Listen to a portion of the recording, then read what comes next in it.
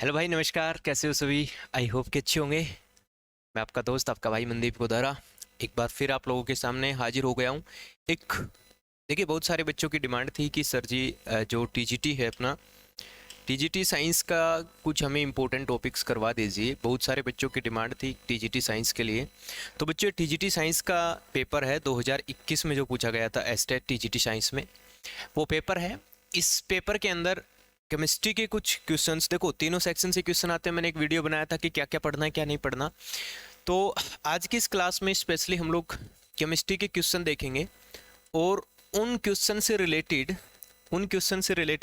उन टॉपिक्स को देखेंगे जहाँ से क्वेश्चन पूछे गए हैं। तो ये वीडियो आपके लिए हेल्पफुल रहने वाला है। आपको बहुत सारी चीज़ें सीखने को मिलेगी इस वीडियो में और बहुत ही आसान भाषा में चीज़ें सीखने को मिलेगी। और उम्मीद करता हूँ कि आप इंजॉय करेंगे।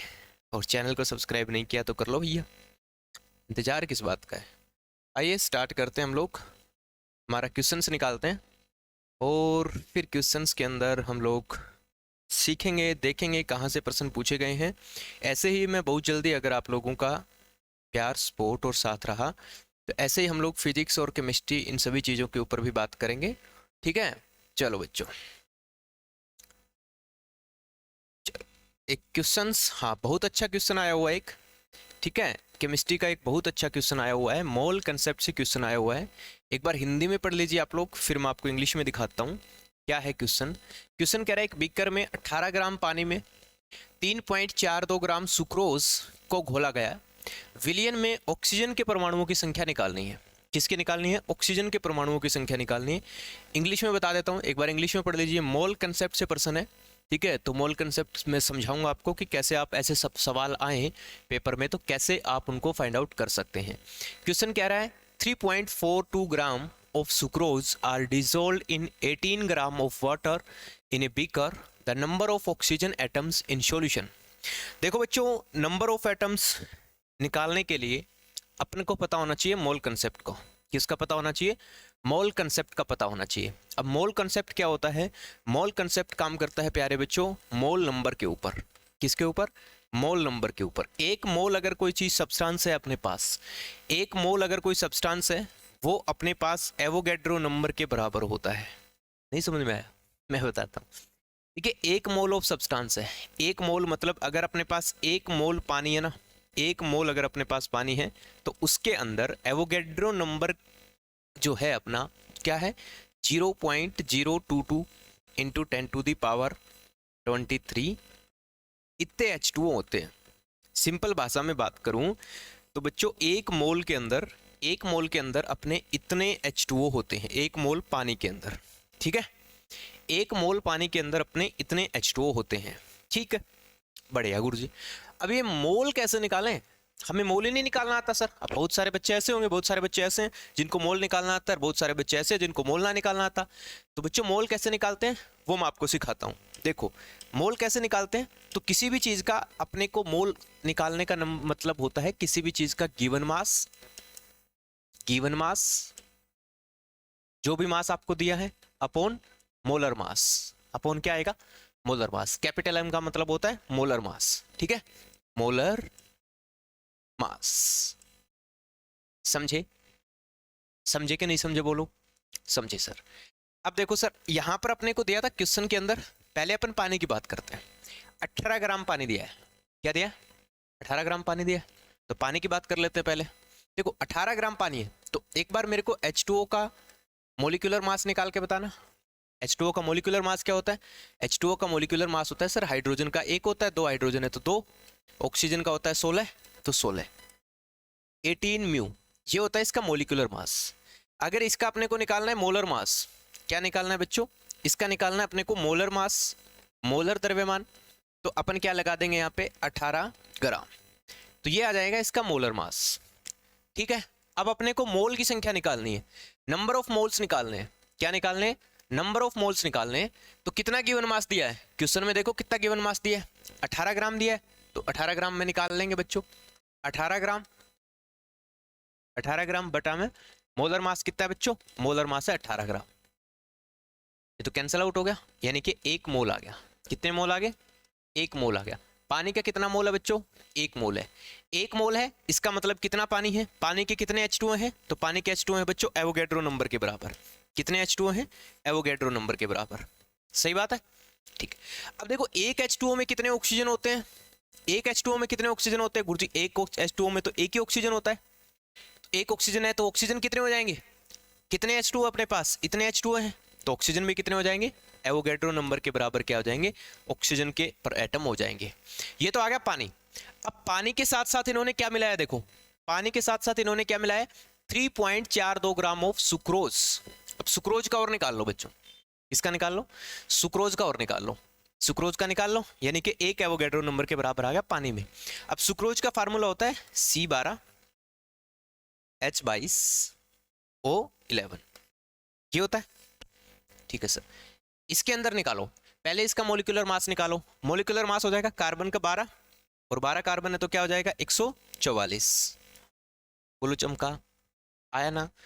हाइड्रोजन का एक होता है, 22 हाइड्रोजन का 22 होता है। बोलो समझे? यस गुरुजी समझे। ऑक्सीजन का कितना होता है बच्चों? ऑक्सीजन का होता है 16। 11 ऑक्सीजन है तो कितना आया? 176। इन सबको जोड़ो, कितना आ जाएगा? 342 आ जाएगा कि नहीं आ जाएगा बताओ? तो ये हो जाएगा इसका मोलिकुलर मास। बोलो हाँ, यस गुरुजी हो जाएगा। अच्छा, ये मोलिकुलर मास हो जाएगा तो इसका मोलर मास क्या हो जाएगा?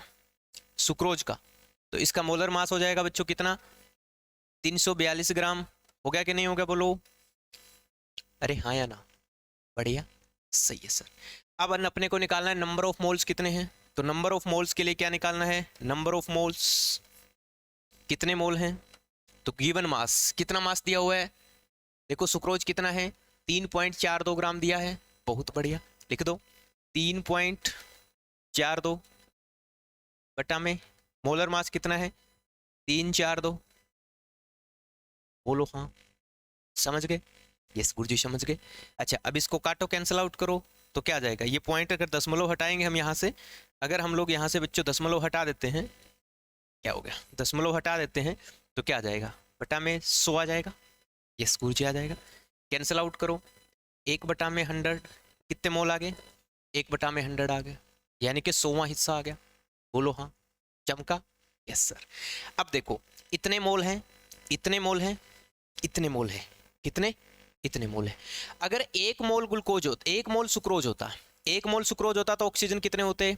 अगर 1 मोल सुक्रोज होता, 1 मोल सुक्रोज होता तो ऑक्सीजन कितने होते गुरुजी? 11 ऑक्सीजन होते। बोलो हाँ। भी 1 मोल नहीं है, अब कितना है? 1/10 मोल है। कितना? 1/100। अब मोल कितना है? 1/100, 1/100 है, बिल्कुल 1/100 है सर। तो 1/100 मोल के अंदर कितने हो जाएंगे? कितने ऑक्सीजन है 1/100 में? तो देख लो 11 ऑक्सीजन है इसमें, इसको घटाओ, 1 में 11 है तो 1/100 में क्या हो जाएंगे? 11 गुणा में 1/100 कर दोगे, कोई दिक्कत? कोई दिक्कत नहीं सर। अगर इसको और मल्टीप्लाई करें तो ये आ जाएगा बच्चों 0.11, ठीक है, 0.11। इतने ऑक्सीजन आ गए, ठीक है, इतने मोल, ठीक है, इतने एवोगैड्रो नंबर, इतने एवोगैड्रो नंबर। एवोगैड्रो नंबर के बराबर होता है मोल के अंदर एवोगैड्रो नंबर, ऊपर भी देखो निकाला हुआ है एवोगैड्रो नंबर, तो ये भी क्या आ जाता है? Avogadro number. और इतने एवोगैड्रो नंबर, इतने मॉलिक्यूल किसमें है? सुक्रोज के हैं। और इतने एवोगैड्रो नंबर कितने हैं? पानी के अंदर है। तो दोनों को जोड़ दो, जोड़ दो बच्चों, 1 प्लस में 0.11 एवोगैड्रो नंबर, टोटल इतने ऑक्सीजन है। कुल ऑक्सीजन कितने हो जाएंगे? 1 और 0.11 हो जाएगा 1.11, इतने एवोगैड्रो नंबर हो जाएंगे। बोलो हाँ। अगर इसका हम लोग निकालें तो 1.11 को हम लिख सकते हैं 111 बटा में 100 गुणा में एवोगैड्रो नंबर होता है 6.022 इंटू में 10⁻23, यही होता है एवोगैड्रो नंबर। तो दिस इज द आंसर। ये अपना क्या आ जाएगा बच्चों? आंसर आ जाएगा, है ना। अब इसको कैलकुलेशन आप लोग को कर लेना, और जब कैलकुलेशन आप लोग करोगे तो देखो ये तो नहीं आएगा, ठीक है, ये भी नहीं आएगा कैलकुलेशन के हिसाब से, ठीक है। तो कैलकुलेशन के हिसाब से आना चाहिए बच्चों ये वाला आंसर 6.68 इंटू 10⁻23, ठीक है बच्चों। चलो सर बढ़िया, इतना आना चाहिए आंसर, ये आ जाएगा, कर लोगे, कोई दिक्कत नहीं, मोल कंसेप्ट समझ में आ गया, बहुत अच्छी बात है। आगे चलते हैं, आगे चलते हैं, कुछ और क्वेश्चन देखते हैं। अगला क्वेश्चन देखो, 95 नंबर क्वेश्चन देखो, ये भी अच्छा क्वेश्चन है, अच्छा एक टॉपिक अपना। पहले हिंदी में पढ़ा देता हूँ, फिर इंग्लिश में पढ़ लेना। हिंदी कह रहा है विलयन विलायक के प्रति इकाई आयतन अथवा प्रति इकाई द्रव्यमान में उपस्थित विलेय पदार्थ की मात्रा को क्या कहते हैं। ठीक है, इंग्लिश में पढ़ते हैं बच्चों, हिंदी में मेरे को तो समझ आता नहीं, ठीक है, इंग्लिश में समझ लेते हैं। ये कह रहा है amount of solute present per unit volume और per unit mass of solution और सॉल्वेंट, इसको क्या कहते हैं बच्चों, क्या कहते हैं इसको। ये कहता है अमाउंट ऑफ सोल्यूट यानी number of moles of solute upon पर यूनिट वॉल्यूम इन लीटर, पर यूनिट वॉल्यूम इन लीटर। इसको क्या बोलते हैं, इसको क्या बोलते हैं बच्चों, इसको हम बोलते हैं मोलैरिटी। क्या बोलते हैं, मोलैरिटी बोलते हैं। और मोलैरिटी को हम लोग बोलते हैं concentration of A solution, concentration of A solution is called molarity. क्या है बच्चों, मोलैरिटी है, concentration of solution is called molarity. अब ये मोलैरिटी, मोलैलिटी है ना, नॉर्मेलिटी, ये क्या होती हैं, एक बार जरा इनको भी समझ लेते हैं, है ना।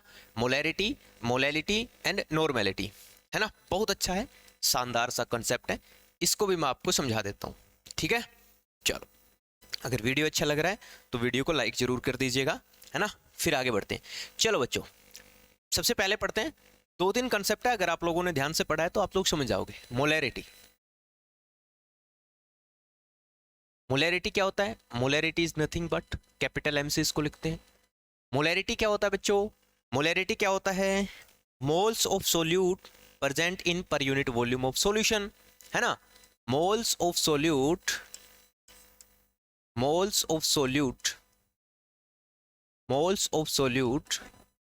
present in per liter volume of solution।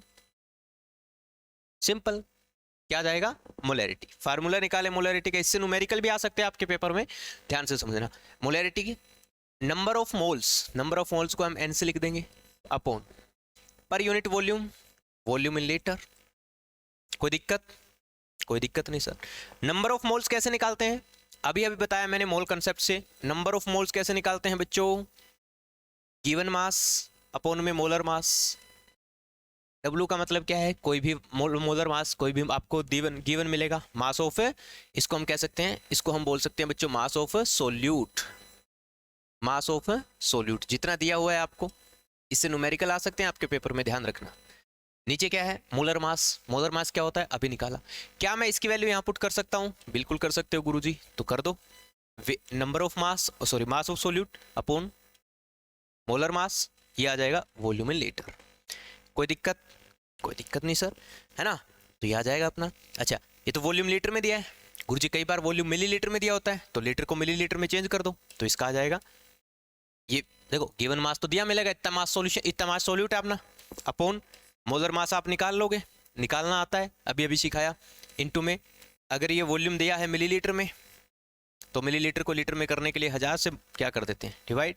तो this is the formula of molarity, और इसी को बोलते हैं कंसंट्रेशन ऑफ सॉल्यूशन। समझ में आया, अरे बोलो हाँ, समझ गए, हाँ या ना, मोलैरिटी समझ गए, बोलो हाँ, मोलैरिटी समझ गए। अगला देखो बच्चों, नॉर्मेलिटी। अगला क्या होता है, नॉर्मेलिटी या मोलैलिटी समझाऊं पहले, हैं, चलो पहले मोलैलिटी समझ लो। मोलैलिटी बहुत आसान होता है, ठीक है, ये मोलैरिटी हो गया। उसके बाद देखो मोलैलिटी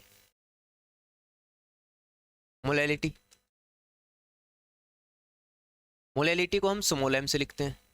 वो मोलैरिटी था, ये मोलैलिटी है, वो मोलैरिटी था, ये मोलैलिटी होते हैं। क्या फर्क होता है दोनों में, तो जो मोलैलिटी होता है वो होता है मोल्स ऑफ सोल्यूट, है ना, पर kg weight of solvent, same to same है।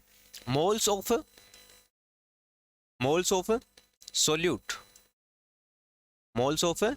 सोल्यूट, उसके अंदर भी सेम टू सेम था, देखो मोल्स ऑफ सोल्यूट इन पर यूनिट वॉल्यूम था।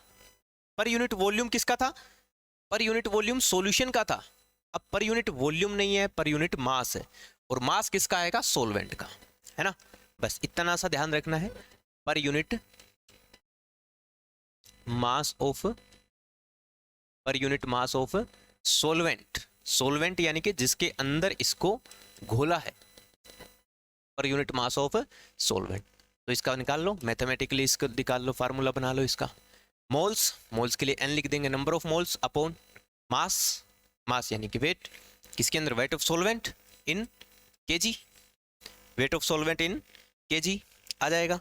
कोई दिक्कत, कोई दिक्कत नहीं। अब बच्चों ये अगर ग्राम में दिया हो तो, अगर अच्छा नंबर ऑफ मोल्स अगर निकालने हैं तो नंबर ऑफ मोल्स आपको पता है, जो भी गिवन वेट है अपॉन में मोलर मास, ये क्या होता है, नंबर ऑफ मोल्स होता है। तो इसको उठा करके यहाँ पर पुट कर दो, आ जाएगा अपना आंसर क्या, wait of solute upon molar मास, ठीक बात है सर, इनटू में क्या आ जाएगा, वेट इन केजी, किसका, सोलवेंट का, किसका, सोलवेंट का। ऊपर जो भी होता है, ऊपर जो भी होता है हर केस में क्या होता है, ऊपर वाला किसका होता है, ऊपर वाला होता है सोल्यूट का, किसका होता है, सोल्यूट का, यानी कि जो चीज घोली गई है, जिसमें घोली गई है उसको बोलते हैं सोलवेंट, जो चीज घोली गई है उसको बोलते हैं सोल्यूट, जिसमें घोली गई है वो सोलवेंट, और मिलकर के बनता है सॉल्यूशन। समझ में आई बात जी। अब बच्चों क्या है, ये केजी में दिया है, अगर ये ग्राम में दिया होता तो, क्योंकि सर मोस्टली क्वेश्चंस में अपने को क्या ग्राम में ही मिलता है, तो ग्राम में निकाल लो। तो अगर ग्राम में दिया है तो wait of solvent solute upon molar mass into में वेट ऑफ सोलवेंट इन ग्राम। ग्राम के लिए क्या करेंगे बच्चों, 1000 से मल्टीप्लाई कर देंगे, ये आ जाएगा अपना मोलैलिटी, क्या आ जाएगा, मोलैलिटी आ जाएगा। तो इससे पहले हमने क्या निकाला, इससे पहले हमने मोलैरिटी निकाल लिया, है ना, मोलैरिटी, और ये हमने क्या निकाल लिया बच्चों, मोलैलिटी निकाल लिया। अब एक और टर्म रहती है नॉर्मेलिटी, क्या होती है सर जी, है ना, सर जी नॉर्मेलिटी भी बता दो हमको। नॉर्मेलिटी से भी पर्सन आ सकता है, अगर यहाँ से आया तो नॉर्मेलिटी से भी आ सकता है, बिल्कुल बच्चों आ सकता है। नॉर्मेलिटी क्या होती है, लिख लो, इसको भी लिख लो, normality, normality, normality, normality, normality को बच्चों लिखते हैं कैपिटल एन से, बोलो हाँ।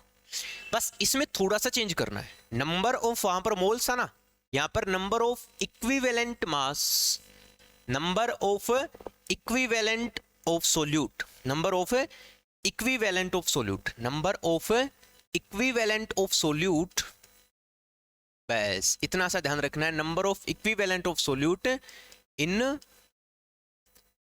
पर केजी मास ऑफ, सॉरी पर के पर केजी मास नहीं है, पर लीटर वॉल्यूम ऑफ सॉल्यूशन, पर litre volume of solution, this is the normality, this is the normality. Video अच्छी लग रही है लाइक कीजिए, चैनल को सब्सक्राइब कीजिए और कमेंट जरूर करिए कि वीडियो कैसी लग रही है। अब बच्चों इसको कैसे निकालते हैं, बस डेफिनेशन समझ में आ गई, नंबर ऑफ इक्विवेलेंट समझा दूंगा आराम से प्यार से।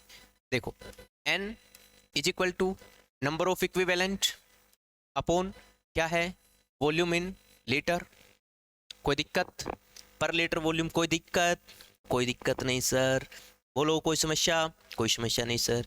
सर ये इक्विवेलेंट, नंबर ऑफ इक्विवेलेंट कैसे निकालते हैं इसका बताओ मेरे को बच्चों। इक्विवेलेंट, नंबर ऑफ इक्विवेलेंट कैसे निकालते हैं, ये निकालते हैं बच्चों, given weight, wait of solute, ऊपर वाला जो होता है वो क्या होता है, wait of solute upon equivalent mass of solute.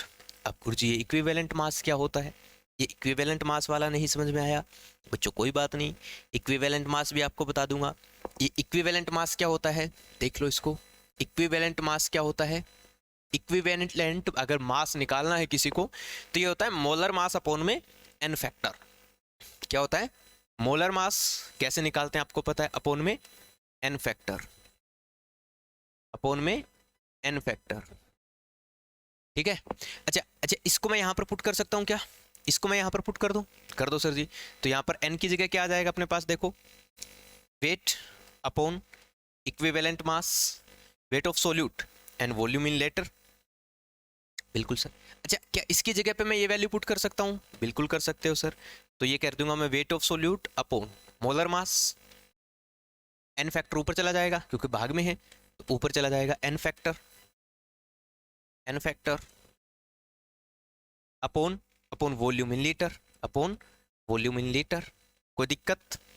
Volume of solution, volume solution, mass निकला है सॉल्वेंट का, कोई दिक्कत? कोई दिक्कत नहीं सर। सर ये एन फैक्टर क्या होता है? What is the N factor? N factor बच्चों, N factor is nothing but, N factor एक अलग अलग चीज होती है बच्चों। एन फैक्टर क्या होता है आओ समझते हैं। एन फैक्टर कैसे निकालते हैं बच्चों? एन फैक्टर दो तरीके से निकलता है ना। वैसे तो बहुत सारे तरीके हैं एन फैक्टर निकालने के, अपन को ज्यादा नहीं समझना है। एन फैक्टर होता है एसिड का। अगर किसी भी सॉल्यूशन के अंदर एसिड मिलाया है आपने, क्या मिलाया है? एसिड मिलाया है, तो एन फैक्टर क्या होगा बच्चों? एन फैक्टर होगा एसिड के लिए number of H plus ion, number of H plus ion. अगर आप साइंस पढ़ रहे हैं तो आपको पता है कि एसिड जब पानी में घुलता है बच्चों तो हाइड्रोजन प्लस आयन देता है, बोलो हाँ। जिस तरह एग्जांपल की बात करूं, मैंने कहा प्यारे बच्चों HCl हाइड्रोक्लोरिक एसिड, ये पानी में घुला तो इसने H प्लस आयन दिया, बोलो हाँ। कितने H प्लस आयन देगा? एक H प्लस आयन देगा, प्लस में Cl माइनस आयन देगा, बोलो हाँ। तो अगर कितने H प्लस आयन दिए इसने? एक H प्लस आयन दिया, तो इसका एन फैक्टर क्या हो जाएगा बच्चों? तो इसका एन फैक्टर हो जाएगा 1। क्या हो जाएगा? 1 हो जाएगा, समझे? ये तो होता है इस केस में। अगर यही हो बेस के केस में बच्चों, तो बेस के केस में कुछ नहीं होता, सिंपल है। बेस के केस में भी क्या है? नंबर ऑफ OH है, OH negative ion, OH negative ions, OH negative ions हो जाएगा। जैसे सर, जैसे मैं बात करूं बच्चों NaOH जो पानी में घुलता है, इसका जो एक्वस सॉल्यूशन है वो क्या देता है? वो देता है बच्चों Na positive plus OH negative. तो कितने OH नेगेटिव आए? एक OH नेगेटिव आया, तो एन फैक्टर क्या हो जाएगा बच्चों? 1। कोई दिक्कत? कोई दिक्कत नहीं सर। एसिड में देख लो H2SO4, H2SO4 जो पानी में घुलता है ना, तो क्या देता है? ये देता है बच्चों 2H पॉजिटिव आयन प्लस में SO4 2 नेगेटिव आयन। तो क्या H प्लस आयन कितने हो जाएंगे? H प्लस आयन कितने? 2। तो एन फैक्टर क्या हो जाएगा? N factor is equal to 2। N factor निकालना सीख गए, एन फैक्टर निकालना सीख गए। एन फैक्टर बच्चों इसमें रख दोगे आप वैल्यू, एन फैक्टर की वैल्यू इसमें रख दोगे, लिख देंगे सर। ये क्या होता है? ये होता है मास ऑफ सोल्यूट। क्या होता है? Mass of solute, mass of solute. ये क्या होता है? Molar mass. कैसे निकालते हैं आपको पता है? Molar mass. ये वॉल्यूम इन लीटर दिया है, मिलीलीटर दिया हो तो भी निकाल लेंगे अपन, बिल्कुल निकाल लेंगे, बोलो हाँ। तुम अगर ये निकला हो तो फिर एन की वैल्यू क्या आ जाएगी? गिवन मास इनटू में n factor upon molar mass into में वॉल्यूम इन मिलीलीटर, और मिलीलीटर के लिए 1000 से क्या कर देंगे? मल्टीप्लाई कर देंगे। This is the normality. मुश्किल है कोई? कतई भी, बिल्कुल आसान। ऐसे ऐसे आसान आसान सवाल आपके पेपर में आते हैं। सारी चीजें मैंने आपको पढ़ाई है, मोलैरिटी, नॉर्मेलिटी, मोलैलिटी सब आपको बताया मैंने, ठीक है। आइए, तो ये कर लोगे आप लोग इससे रिलेटेड? अगर कोई न्यूमेरिकल आता है तो बिल्कुल कर लेंगे सर, बिल्कुल कर लेंगे, बिल्कुल कर लेंगे, बिल्कुल कर लेंगे। ये फिजिक्स आ गया, फिजिक्स भी पढ़ाऊंगा मैं आपको, physics physics physics physics physics physics, ठीक है। ये देखो, ये क्वेश्चन आया था पेपर के अंदर, क्वेश्चन आया था when vapour pressure of a liquid is equal to the atmospheric pressure what happen to the liquid. बहुत अच्छा सवाल। क्या आएगा बच्चों बताओ? ये कह रहा है जब वेपर प्रेशर ऑफ लिक्विड, किसी लिक्विड का वेपर प्रेशर जो है वो अगर किसके इक्वल हो जाए? एटमॉस्फेरिक प्रेशर के इक्वल हो जाए तो क्या होगा? क्या होगा बच्चों? देखो, द लिक्विड इज फ्रीज। क्या लिक्विड फ्रीज हो जाएगा? The liquid become viscous. देखो, फ्रीज तो नहीं होगा, ना ही विस्कस होगा, ठीक है, ये दोनों बातें खत्म। लिक्विड इज बॉयल, या liquid does not undergo any change, या लिक्विड में कोई चेंज नहीं आएगा। अब बहुत सारे बच्चे हो सकता है जिसका कंसेप्ट क्लियर नहीं है, वो इसके साथ जाएंगे सर लिक्विड में कोई चेंज नहीं होगा, इक्विलिब्रियम में आ जाएगा। बच्चे इक्विलिब्रियम में क्या आया है? इक्विलिब्रियम में आया है वेपर प्रेशर। वेपर प्रेशर, भाप का प्रेशर और एटमॉस्फेरिक प्रेशर। वेपर प्रेशर और एटमॉस्फेरिक प्रेशर क्या है? इक्विलिब्रियम में आया। अगर वेपर प्रेशर और एटमॉस्फेरिक प्रेशर इक्विलिब्रियम में आया है तो लिक्विड बॉयल्स। क्या आ जाएगा बच्चों? लिक्विड जो है वो उबलने लग जाए, क्योंकि वेपर प्रेशर है ना, लिक्विड का प्रेशर नहीं कह रहा। Vapour pressure, vapour pressure, vapour pressure और एटमॉस्फेरिक प्रेशर दोनों इक्विलिब्रियम में। तो वेपर और एटमॉस्फेरिक प्रेशर इक्विलिब्रियम में रहेंगे तो पानी क्या हो जाएगा? वेपर बनने के लिए पानी को क्या करना पड़ेगा? बॉयल। तो पानी क्या हो जाएगा मेरे बच्चों? पानी बॉयल हो जाएगा, बोलो हाँ। चमका कि नहीं चमका? समझ गए? बोलो हाँ। तो बच्चों ये थे अपने कुछ कॉन्सेप्ट्स। तो मैंने कोशिश की है बच्चों आपको कुछ चीज़ें समझाने की, ठीक है। तो आप लोग धीरे धीरे हम टॉपिक वाइज जो जो चीज़ें पूछी गई है, चाहे बायोलॉजी से हो चाहे फिजिक्स से हो, इन सभी चीज़ों के ऊपर हम लोग बात करेंगे। और आई होप कि आप लोग मेरा साथ देंगे, ठीक है। कुछ चीज़ों को समझने में हर रोज़ हम लोग एक टॉपिक करने की कोशिश करेंगे। और देखिए बच्चों उस समय मेरे पास बहुत थोड़ा है, ठीक है, इसलिए मैं पेपर के हिसाब से मैंने ये सोचा है कि जो पेपर है ना अपना, जिस तरह पेपर आया, ये पेपर है 2021 का, है ना। तो 2021 का पेपर उठाऊंगा, इसमें जो भी केमिस्ट्री फिजिक्स बायोलॉजी जो भी टॉपिक्स आएंगे, उन टॉपिक्स में जो जो टॉपिक में समझने वाली चीज़ें होंगी वो आपको समझाऊंगा, और आपको थोड़ी सी हेल्प मिल जाएगी तैयारी में। ऐसे जैसे हमारा 2021 कंप्लीट हो जाएगा, उसके बाद हम बच्चों 2020 करेंगे, ठीक है, 2020 का, फिर इसके इंपॉर्टेंट टॉपिक्स कर लेंगे, फिर 2019 के इंपॉर्टेंट टॉपिक्स कर लेंगे। तो पेपर तक ये 3 पेपर करवा दूंगा मैं आपको, उम्मीद है। देखो अगर वो ही डिपेंड करता है भैया आप लोगों के प्यार, आप लोगों के सपोर्ट, आप लोगों के साथ के ऊपर, कि कितना आप लोग सपोर्ट करते हैं। जितना आप लोग सपोर्ट करोगे मैं उतना ही मैक्सिमम चीज़ें आप लोगों के लिए बेहतर करने की कोशिश करूँगा। उम्मीद करता हूँ कि आपको वीडियो अच्छी लगी होगी। मिलते हैं अगली क्लास में। जय हिंद, जय भारत।